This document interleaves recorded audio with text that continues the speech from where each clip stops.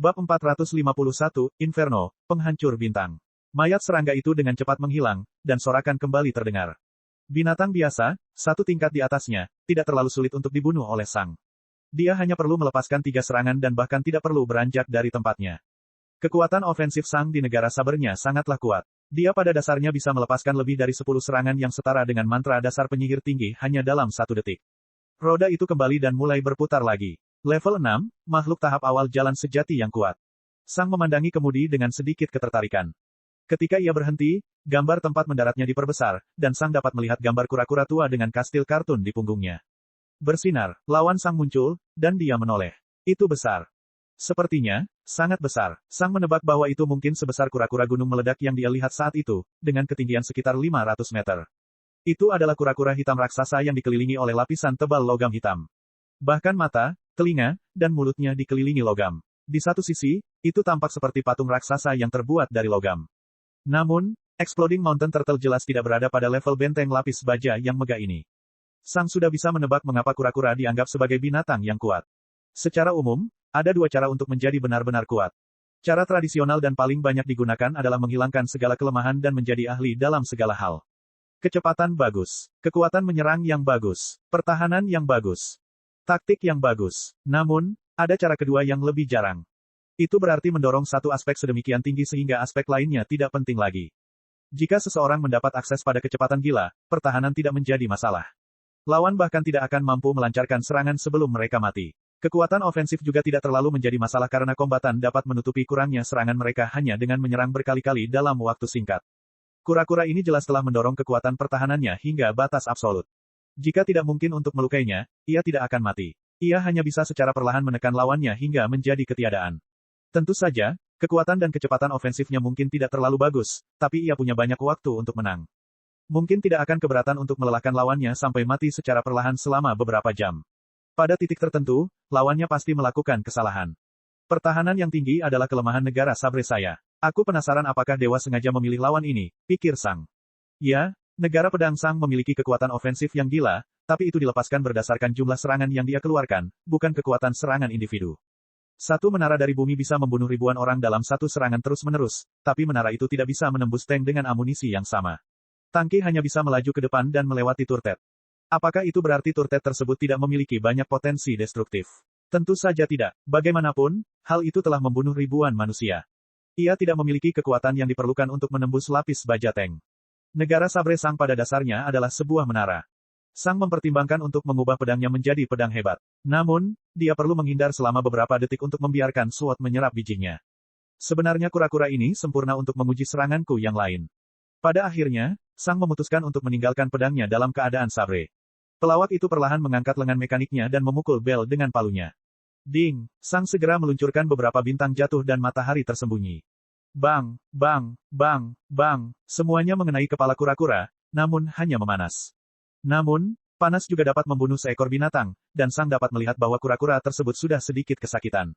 Bersinar, bersinar, bersinar. Pada saat itu, lebih dari 30 tombak logam muncul di sekitar kura-kura. Bang, bang, bang. Tombak logam itu mencegat serangan Sang dan membuatnya meledak lebih awal saat kepalanya kembali dingin.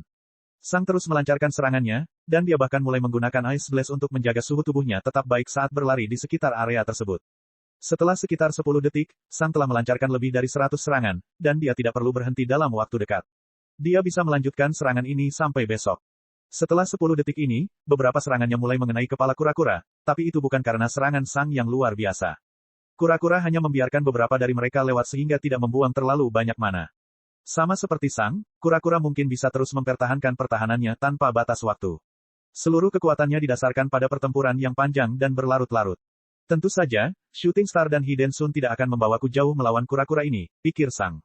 Bang! Tiba-tiba, Sang mengubah lintasannya dan terus menggunakan Ice Blast untuk maju menuju kura-kura.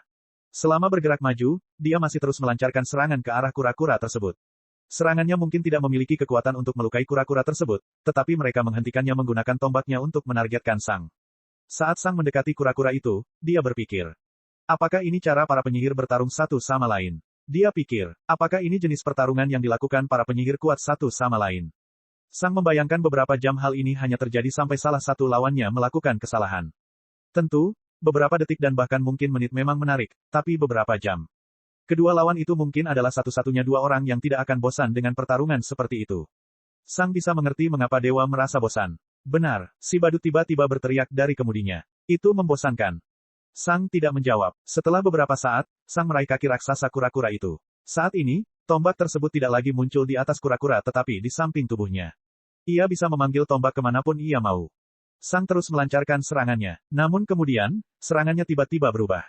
Pedang Sang menyentuh tanah dan mengayun ke depan seolah-olah dia sedang melepaskan bintang jatuh lainnya, namun kali ini, dia tidak menggunakan bintang jatuh. Garis merah menyala muncul di tanah, dan bergerak maju hingga berada di bawah kura-kura.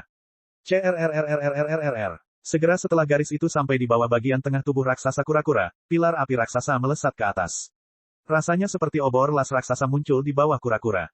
Kura-kura terbiasa menggunakan tombaknya untuk menghentikan serangan, namun kali ini serangannya tidak bersifat eksplosif, yang berarti tombaknya tidak berfungsi. Nyala api yang dahsyat hanya mengelilingi tombak. Ketika kura-kura melihat hal itu, ia mengubah taktiknya. Semua tombak mengarah ke Sang, dan dia menembak. Bang! Sang terus menggunakan ledakan esnya untuk bergerak dengan kecepatan luar biasa. Kecepatannya jauh lebih cepat dari kura-kura, dan bahkan sedikit lebih cepat dari tombaknya. Dia harus berhati-hati agar tidak terkena tombak, tapi itu tidak akan menjadi masalah dalam jangka pendek. Tentu saja, jika dia melakukan itu selama beberapa jam, dia mungkin akan tergelincir, tetapi tidak hanya dalam beberapa detik. Saat meledak di sekitar kura-kura, Sang terus melepaskan lebih banyak pilar, dan nyala api yang dahsyat di bawah kura-kura tidak pernah berhenti menyala. Hanya 2 detik kemudian, perut kura-kura itu mulai memerah karena api, dan Sang tahu bahwa kura-kura itu sangat kesakitan. Pada saat itu, serangan kura-kura berhenti, dan saat berikutnya, perutnya mulai membesar. Rasanya seperti perut kura-kura berusaha membesar hingga mencapai tanah. Denting. Namun kemudian, logam di perutnya tiba-tiba jatuh dan menghantam tanah. Perutnya tidak membesar, itu hanya menciptakan dinding armor lain di bawah dinding luarnya dan menjatuhkan yang lama. Lapisan baru masih agak panas tetapi tidak cukup panas untuk melukai kura-kura. Selain itu, lapisan logam baru di tanah sangat melemahkan api Sang. Sepertinya Inferno tidak berfungsi. Ya, Inferno adalah nama serangan ini. Sang secara khusus menciptakannya untuk menghadapi musuh dengan banyak kekuatan pertahanan saat dia menggunakan pedangnya. Itu dimaksudkan untuk membakar lawan hidup-hidup dengan menambahkan lebih banyak panas ke tubuh mereka. Sayangnya, karena monster yang sangat kuat sepenuhnya fokus pada pertahanan, hal ini tidak berhasil. Kura-kura telah menggunakan cara yang cukup cerdas untuk menghadapi Inferno. Yah, sepertinya Inferno tidak berfungsi, pikir Sang. Satu-satunya hal yang dia rasakan saat ini adalah sedikit kekecewaan dan kekesalan. Aku tidak benar-benar ingin menghindari serangannya sementara pedang menyerap sejumlah biji. Aku akan mengakhirinya sekarang. Sang mengubah arah dan menjauh dari kura-kura itu lagi sambil beralih kembali ke Shooting Star dan Hiden Sun. Kura-kura juga mengganti tombaknya untuk mencegat serangan Sang. Setelah Sang mengayunkan sabrenya ke atas, dia tidak melepaskan Shooting Star lainnya. Sebaliknya, dia menarik sabrenya lebih jauh ke belakang. Kaki kirinya terangkat untuk mengimbangi Sang yang terlalu membungkuk ke belakang. Dan kemudian, dia menebas ke depan dengan seluruh kekuatannya. Dan melemparkan pedangnya ke kepala kura-kura. Sabre terbang dengan kecepatan lebih dari Shooting Star. Siapa? Pada saat itu, api hitam muncul di sekitar sabre, dan berubah menjadi peluru hitam yang bersinar. Dan itu mengenai kepala kura-kura. Retakan, itu segera menembus armornya. Retakan, dan ditembakkan dari sisi lain kepala kura-kura. Serangan kura-kura berhenti, dan erangan teredam terdengar di seluruh lingkungan. Jika Sang harus mendeskripsikannya, dia akan mengatakan itu terdengar seperti gunung yang menangis. Sesaat kemudian, api hitam keluar dari lubang di kepala kura-kura. Pada saat yang sama, Sang menangkap pedang. Pada level ini, pedang bisa terbang dengan kecepatan tinggi, dan telah kembali ke Sang. Namun, sekarang, pedang berada dalam kondisi pedang panjang. BOOOOM. Dan kemudian, kura-kura itu roboh. Itu sudah mati. Ini adalah serangan terakhir Sang untuk negara sabernya, dan dia menggunakannya sebagai kartu truf tersembunyi yang bisa membunuh lawannya atau melukai mereka dengan parah. Jika Sang terpaksa menggunakan serangan ini, itu berarti lawannya bisa menghadapi rentetan serangannya, dan mereka sudah terbiasa dengan ritme Sang. Namun, akhir dari serangan ini hampir identik dengan bagaimana Sang melepaskan Shooting Star, dan peningkatan kecepatan juga akan mengejutkan lawan. Dan jika lawannya masih hidup setelah itu, Sang akan mengejutkan mereka dengan bertransisi ke status pedang panjangnya. Itu adalah serangan yang sangat mematikan yang tersembunyi di antara serangan normal. Sang menyebut serangan ini Star Shatter. Bab 452, Pertarungan Jarak Dekat. Mayatnya lenyap, dan tepuk tangan kembali terdengar. Roda mulai berputar. Level 7, binatang tahap jalan sejati tengah yang lemah. Pada saat itu, Sang mengeluarkan beberapa biji dan membiarkan pedang kembali ke keadaan sabernya sambil menunggu lawannya. Status pedang panjang miliknya tidak terlalu bagus melawan binatang buas tetapi sangat menghancurkan bagi para penyihir. Status pedang panjang miliknya tidak akan terlalu berguna dalam kategori binatang buas. Pedang kembali ke keadaan sabernya tepat ketika gambar baru itu muncul, tetapi Sang bahkan tidak melihatnya. Bersinar, ketika Sang melihat lawan berikutnya, dia mengangkat alisnya. Seekor kuda Nil, itu yang baru. Itu adalah kuda Nil yang sangat besar, panjangnya hampir 200 meter dan tinggi 50 meter. Bukankah kuda Nil biasanya cukup kuat? Tapi saat dia melihat kuda Nil itu lebih dekat dengan spirit sense-nya, dia menyadari alasannya. Sang merasakan banyak mana air yang berasal darinya. Sang telah memperoleh kemampuan untuk merasakan semua jenis mana setelah dia mencapai tahap jalan sejati, yang merupakan cara dia mengetahui bahwa kuda Nil itu memiliki ketertarikan pada air. Air tidak terlalu bagus dalam pertarungan satu lawan satu. Ding, bel berbunyi, dan Sang melepaskan lebih banyak bintang jatuh dan matahari tersembunyi. Kuda Nil itu mati dalam 5 serangan. Bahkan tidak butuh waktu sedetik pun. Level 8, rata-rata binatang tahap jalan sejati tengah. Sang hanya menunggu. Bersinar. Akhirnya, terenggiling coklat besar muncul di depan Sang. Kenapa kali ini aku hanya mendapatkan monster dengan pertahanan tinggi? Dia pikir. Ding, bel berbunyi, dan terenggiling segera harus menghadapi rentetan serangan yang datang kepadanya. Itu berubah menjadi bola dan memanggil batu-batu besar, yang dilemparkannya ke arah serangan sambil berguling-guling di sekitar area tersebut. Beberapa serangan Sang berhasil, namun pertahanannya cukup kuat untuk mengabaikan beberapa serangan tersebut. Itu mirip dengan kura-kura sebelumnya dalam hal pertahanannya. Namun, itu adalah binatang biasa, bukan binatang yang kuat. Sang mengubah taktik dan menyerangnya sambil melepaskan lebih banyak serangan. Saat Sang berlari ke samping tubuhnya, dia mengubah serangannya menjadi inferno.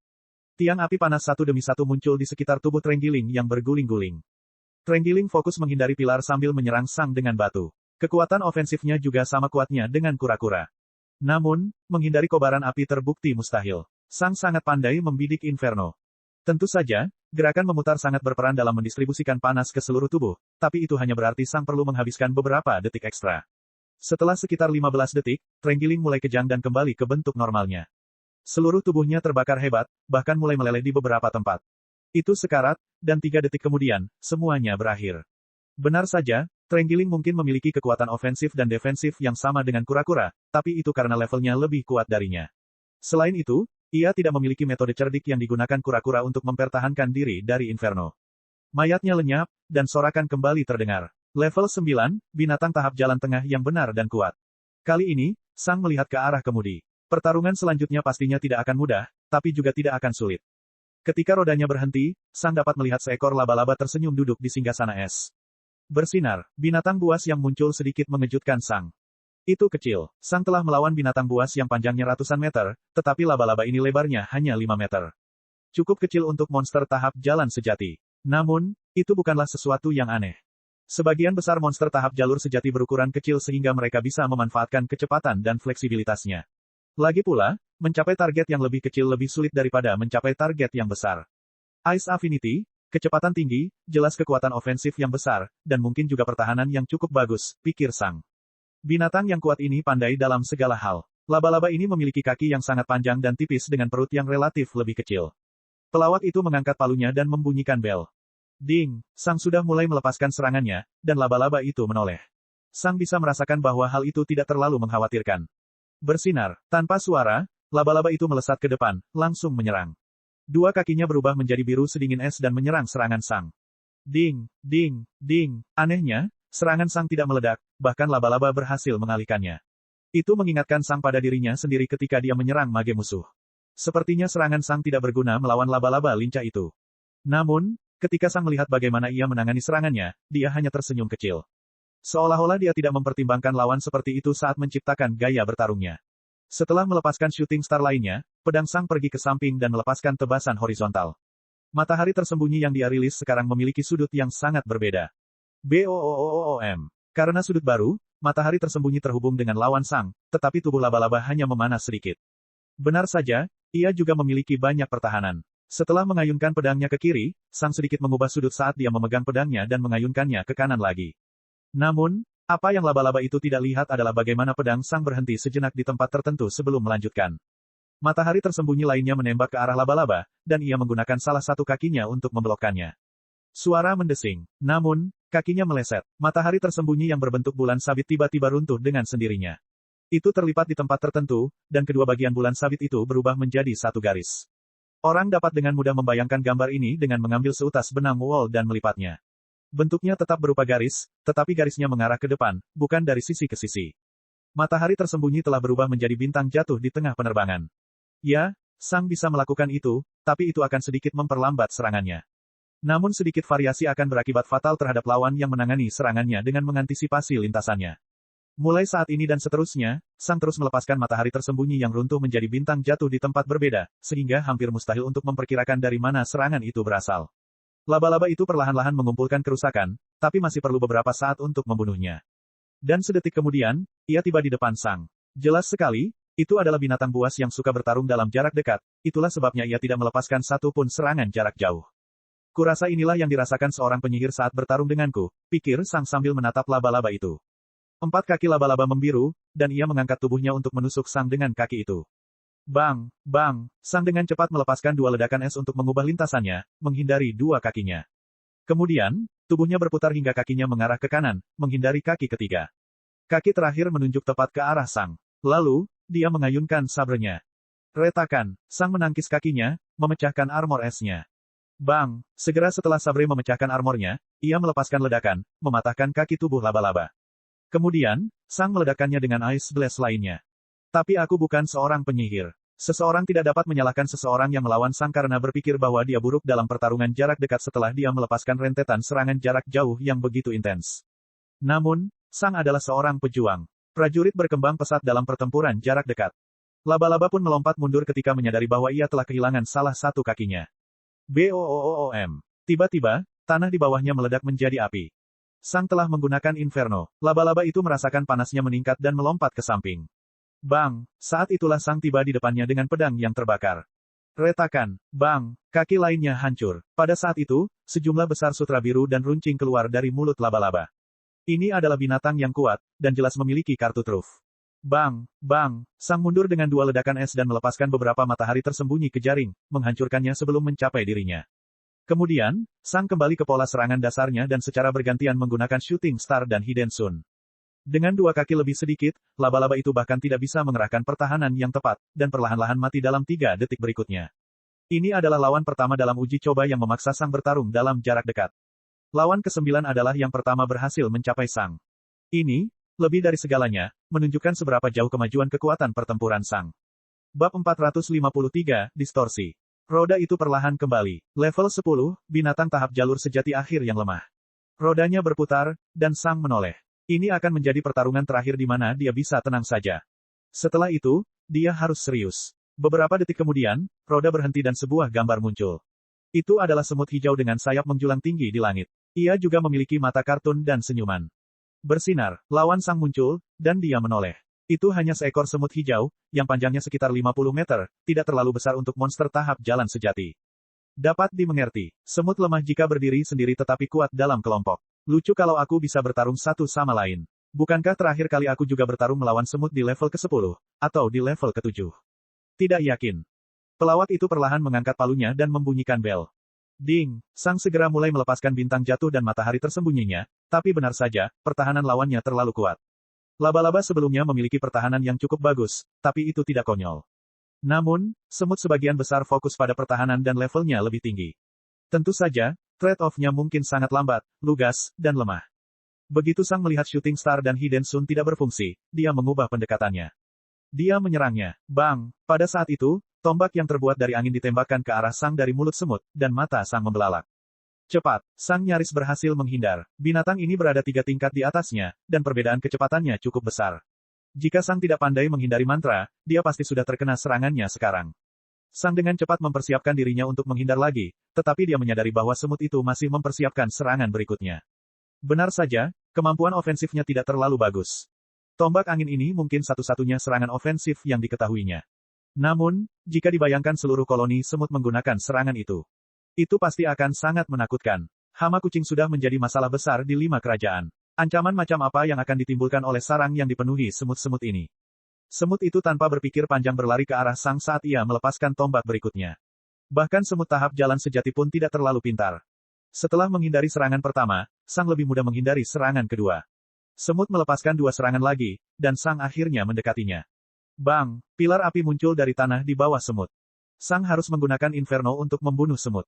Semut itu tampaknya mengabaikan pilar api itu dan menyerang Sang sambil menyerbu ke arahnya. Bahkan rasanya seperti tidak hidup. Sang melepaskan Inferno satu demi satu, tapi itu hanya menyebabkan sedikit kerusakan selama beberapa detik berikutnya.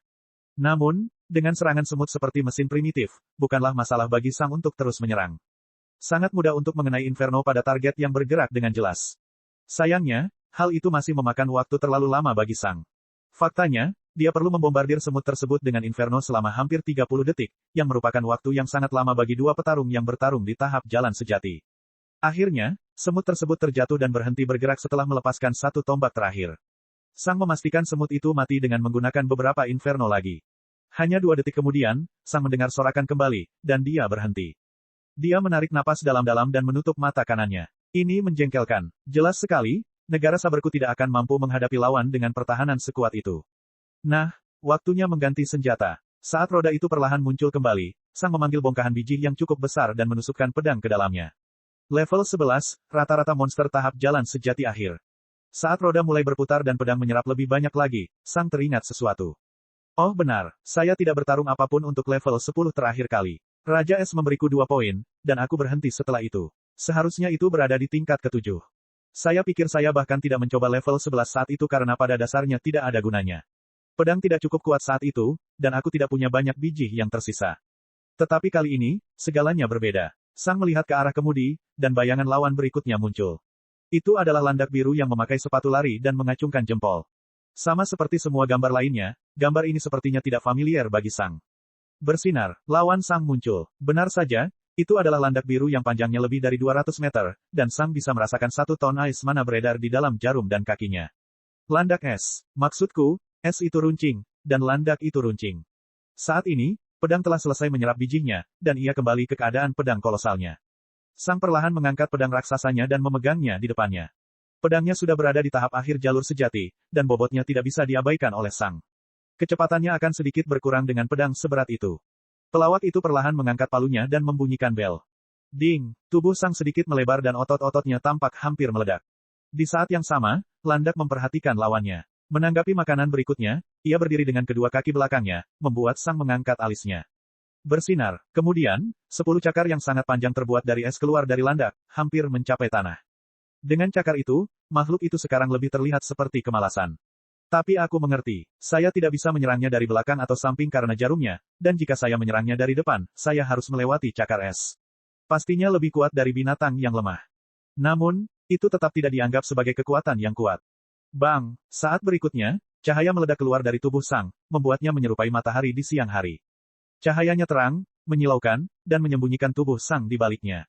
Landak itu menyipitkan matanya, tapi dia tidak terlalu mengandalkan matanya. Sama seperti semua orang di tahap jalan sejati, ia mengandalkan indera rohnya, dan ia dapat merasakan Sang. Bang! Kemudian, Sang melesat ke depan, meninggalkan seberkas cahaya terang di belakang. Meskipun Sang benar-benar tersembunyi oleh cahaya, landak masih bisa melihatnya dengan spirit sense-nya. Dan kemudian, ia meraung. CRK, CRK, CRK. Dalam sekejap, kilometer di sekitarnya tertutup es, dan Sang harus berhati-hati agar tidak terpeleset secara tidak sengaja.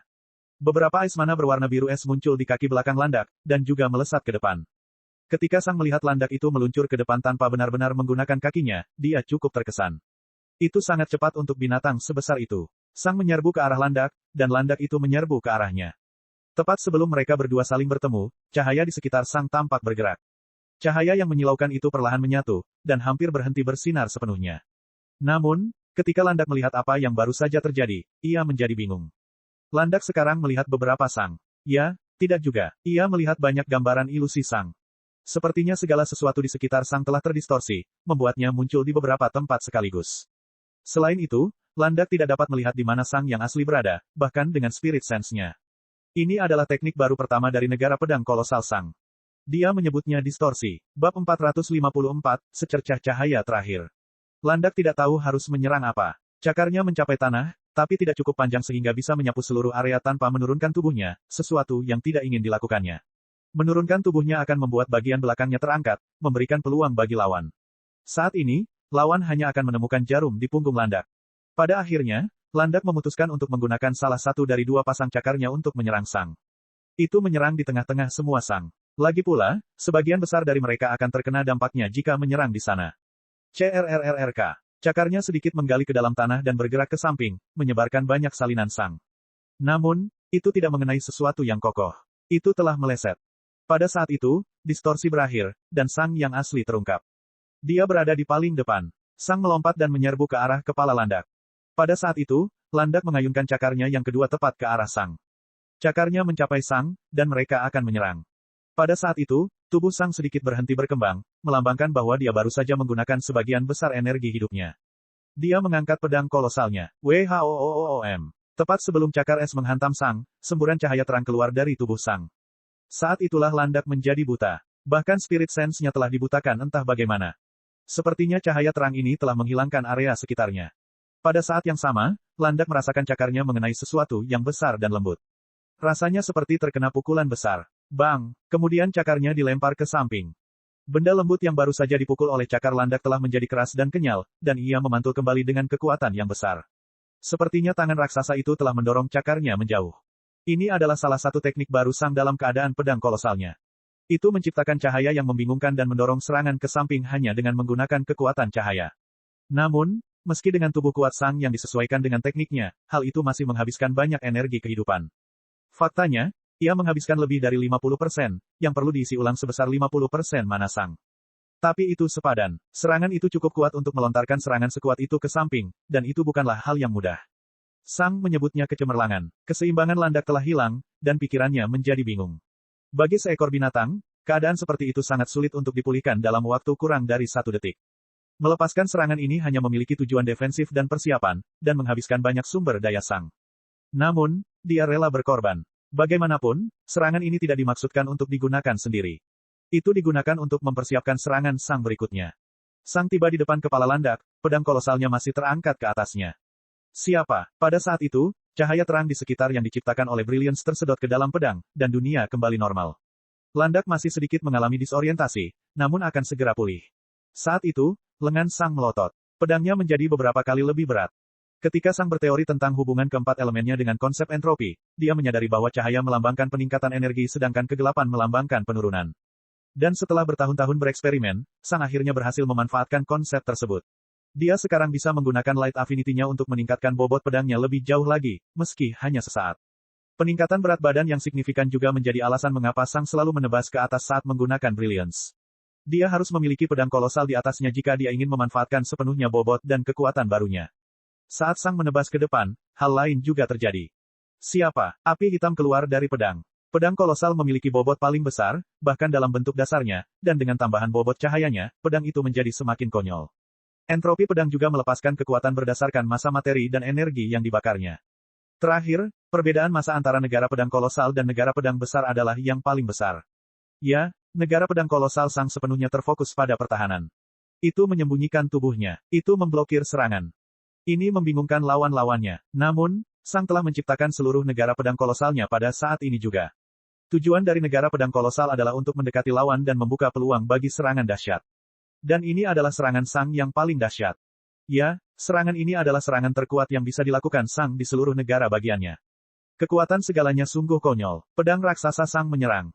Dan itu mengenai kepala Landak. BOOOOOOM. Kepala Landak itu meledak. Daging, tulang, dan otaknya tersebar di area ratusan meter di belakangnya. Rasanya seperti bola meriam menghantam kepala manusia. Serangan Sang yang paling kuat. Jika yang satu ini gagal menimbulkan kerusakan serius pada lawan sementara mereka tidak menghindar, Sang sebaiknya menyerah. Jika serangan ini tidak berhasil menembus pertahanan lawan, tidak ada lagi yang bisa. Sang dan mayatnya jatuh ke tanah. Jelas sekali, Landak itu sudah mati. Ini adalah negara pedang kolosal milik Sang. Dia akan mulai dengan distorsi untuk mendekat. Saat mendekat, Sang memiliki dua teknik lain yang juga bisa dia gunakan, tapi teknik itu tidak relevan melawan Landak karena ia tidak melancarkan serangan jarak jauh. Kemudian, Sang akan bersinar seperti matahari dalam ledakan cahaya yang cemerlang. Dan semuanya akan berujung pada serangan terakhir. Cahaya yang melambangkan matahari pemberi kehidupan akan lenyap, digantikan oleh serangan dingin dari negara pedang besar. Siang yang hangat dan cerah akan lenyap, dan malam yang dingin dan mematikan akan tiba. Setelah sinar cahaya cemerlang terakhir, senja akan tiba. Dan senja adalah nama yang diberikan Sang padanya. Bab 455, tingkat ke-12. Sang mendarat di samping mayat itu dan dengan cepat meletakkan tangannya di sana sebelum mayat itu menghilang. Mayatnya hampir tidak layu, tetapi Sang berhasil mengisi ulang seluruh mana dan energi kehidupannya melebihi batas normal. Kemudian, sorakan kembali terdengar, dan mayat itu mulai menghilang. Sang dengan cepat mengeluarkan lebih banyak biji dan menusukkan pedang ke dalamnya, mengembalikannya ke keadaan pedang kolosal. Negara pedang kolosal hanyalah negara terbaik dalam hal membunuh binatang buas dan mendekati lawan. Itu adalah permulaan yang sempurna untuk segala jenis pertarungan. Level 12, makhluk tahap akhir jalan sejati yang kuat. Sang menarik napas dalam-dalam saat rodanya kembali. Pertarungan berikutnya tidak akan mudah. Tidak peduli apa yang akan aku lawan, aku ragu apakah aku bisa mengakhirinya hanya dengan mendekat dan menggunakan das. Itu mungkin berhasil melawan monster normal, tapi monster yang kuat memiliki naluri menakutkan dan senjata tersembunyi. Selain itu, kesenjangan kecepatan hanya akan semakin besar, dan saya bahkan mungkin perlu menggunakan lebih banyak tenaga dengan Brilliance untuk benar-benar menciptakan celah. Sang melirik ke arah kemudi. Saya mungkin harus menggunakan lebih dari satu negara selama pertarungan ini. Untungnya, Great Sword State-ku adalah lawan terhebat bagi binatang buas. Secara keseluruhan, setiap negara yang diciptakan oleh Sang mempunyai tujuan yang baik. Negara pedang kolosal sangat bagus untuk memulai pertarungan melawan lawan jenis apapun. Negara pedang besar sangat bagus dalam membunuh binatang buas. Negara bagian sabre adalah negara yang serba bisa, pada dasarnya berguna untuk segala hal. Negara pedang panjang sangat bagus untuk membunuh penyihir. Bagian terbaiknya adalah Sang dapat bertransisi ke negara apapun dari negara pedang kolosal miliknya. Jika perlu, dia bisa membakar lebih banyak untuk segera mencapai negara pedang panjang, misalnya. Negara pedang kolosal akan selalu menjadi negara permulaannya, tapi setelah itu, dia bisa memilih negara mana yang ingin dia gunakan.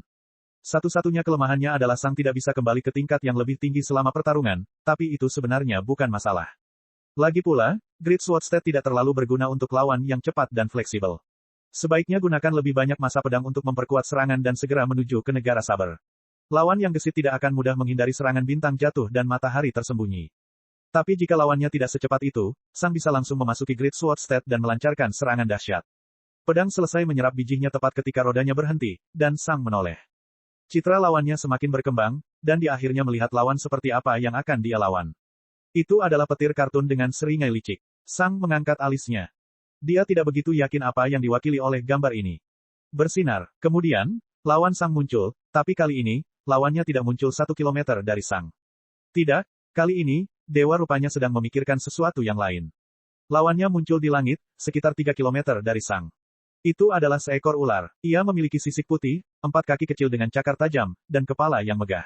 Sisik di kepalanya tajam, bergerigi, dan membuat ular tampak mirip ular berbisa. Dan binatang itu sangat besar. Sang menduga panjangnya mungkin lebih dari 500 meter dan lebarnya hampir 30 meter. Itu tampak seperti ular yang bisa menelan dunia. Saat ini, ia hanya melayang di udara dengan mata tertutup, meringkuk menjadi bola. Tentu saja, ini tidak akan mudah. Ular selalu bermasalah karena 2 alasan. Pertama-tama, banyak dari mereka yang bisa terbang, sehingga sangat sulit bagi siapapun untuk menjangkau mereka. Masalah kedua adalah bahwa mereka pada dasarnya adalah penyihir dari dunia binatang. Mereka bisa melepaskan mantra yang menakutkan sambil tetap memiliki tubuh yang sangat kuat. Namun, bahkan ular yang kuat pun lebih lemah dari rata-rata penyihir pada levelnya. Ada 2 alasan untuk itu. Pertama, meskipun ular memiliki mantra yang menakutkan, mantra mereka tidak beragam seperti mantra penyihir. Mereka juga tidak memiliki akses ke fokus. Kedua, dan yang paling penting, ular tidak memiliki akses ke mantra netral elemen.